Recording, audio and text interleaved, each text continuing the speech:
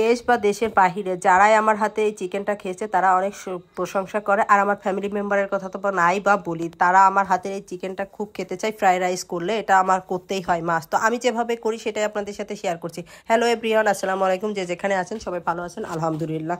তো চলুন আমরা রেসিপিতে ফিরে যাই। এখানে হচ্ছে চিকেনগুলো কেটে নিয়েছি ছোট ছোট করে, তারপরে ডিম দিয়ে দিব, সাদা গোলমরিচের গুঁড়ো দিব, একটু লবণ দিব। এটা খুব সুন্দর করে হচ্ছে মিশাই নিব। যেহেতু এখানে পেঁয়াজ দেওয়া আছে, এটা বেশি কিন্তু রেস্টে রাখা যাবে না, তাহলে পেঁয়াজের একটা ব্যাড স্মেল আসবে। তো 20 থেকে 15 মিনিট এটা রাখতে হবে।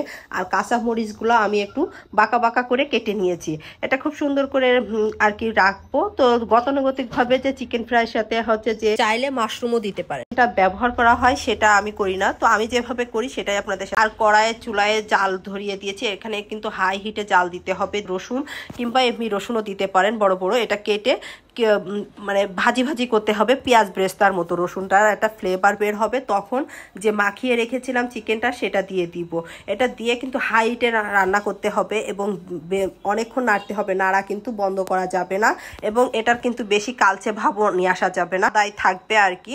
তো এটা নাড়তেই থাকবো যাতে নিচে যাতে লেগে না যায় এবং লালচে ভাবটা যাতে না আসে। এখানে হচ্ছে আমি হচ্ছে চিকেন হচ্ছে পাউডার দিয়ে দিব আর একটু হচ্ছে টেস্টিং সল্টটা আমাদের দেশে অনেকেই বলে যে টেস্টিং সল্টটা সমস্যা। তো আপনারা যদি সমস্যা মনে করেন তাহলে অবশ্যই এটা স্কিপ করবেন। আর যে উপকরণ দিয়েছি এটা একটা স্কিপ করা যাবে না। এগুলো দিলে আরো টেস্টটা বেড়ে যাবে এবং আসল যে স্বাদটা সেটা পাবে।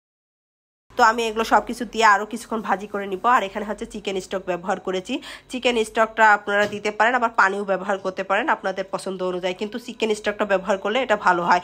আর আমি এখানে চিকেন পাউডারও দিয়েছি, চিকেন যে কিউবটা পাওয়া যায় সেটাও ব্যবহার করেছি। তো আপনারা চাইলে আবার দিতেও পারেন। আর একটু সামান্য চিনিও ব্যবহার করব লাস্টের দিকে। তো আমি এটা খুব সুন্দর করে এটা সিদ্ধ করে হওয়া পর্যন্ত রান্না করে নিব। চিকেন পাউডার আর চিকেন কিউবটা এটা অবশ্যই হালাল দেখে কিনবেন। এটা হালাল বিভিন্ন ধরনের বড় বড় স্টোর যে রুমগুলো থাকে সেখানে পাবেন, কিংবা মুদির দোকানেও পেতে পারেন। আর এখানে ফিশ সস ব্যবহার করেছি, গোলমরিচের গুঁড়া দিয়েছি। তারপর নামানোর আগে চিনি এই কর্নফ্লাওয়ারের সাথে মিশিয়ে এখানে হচ্ছে কর্নফ্লাওয়ারটা হচ্ছে দুধে গুলিয়ে রেখে এটা হচ্ছে অল্প অল্প করে দিব, যাতে মানে ঘনত্বটা বেশি ঘনও রাখা যাবে না। আর আপনারা যদি একটু ঠিক পছন্দ করেন তাহলে আর একটু কর্নফ্লাওয়ারের পরিমাণটা বাড়িয়ে দিতে পারেন। দিয়ে এই যে আমার হয়ে গেছে ফাইনাল লুকটা। এটা অসহায় মানুষের জন্য রান্না করা হচ্ছে, আমাদের নিজেদের জন্য রান্না করা হচ্ছে। তো দেখেন আমার ফাইনাল লুকটা। ফ্রাইড রাইসগুলো দেখেন কতটা লাইট এবং কতটা সুন্দর হয়েছে। তো এখানে হচ্ছে উপরে আর ডিম ভাজিটা আমি লাস্টের দিকে দিয়েছি, কারণ আমার হাজব্যান্ড আবার ডিম ভাজিটা মিশিয়ে রান্না করে এটা বেশি পছন্দ করে না, সেই জন্য। তারপরে হচ্ছে থাই চিকেন রান্না করেছিলাম। আর এই যে সেই কারিটা, এই কারিটা আপনারা বাসায় একবার করে দেখবেন, আশা করা যায় আপনারা নিরাশ হবেন না।